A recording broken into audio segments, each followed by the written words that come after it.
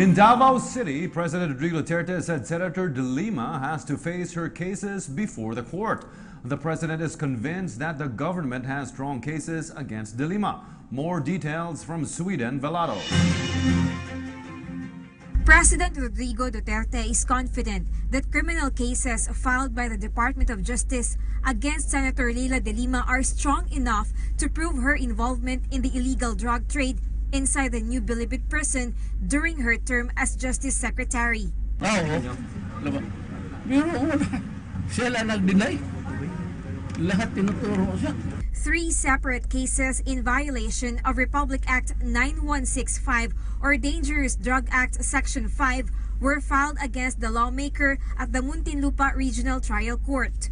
If proven guilty, De Lima might be sentenced to 12 years of imprisonment and will need to settle a fine amounting to 500 pesos to 10 million pesos. Senator De Lima is a vocal critic of President Duterte, especially on the issue of extrajudicial killings or EJK. The president, on the other hand, has a message for the Solon. She has to face the music.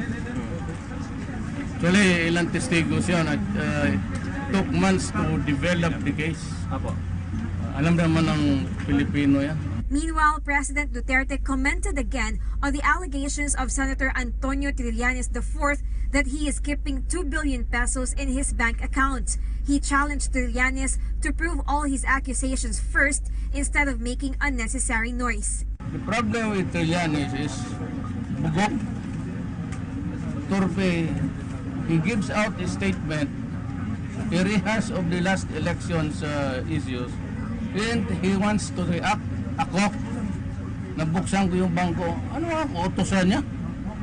Kung meron siya, hanapan niya, sabihin niya ang bangko, ang black or mag-file ng kaso, kung talagang totoo. For PTV News, Sweden Velado, Davao City.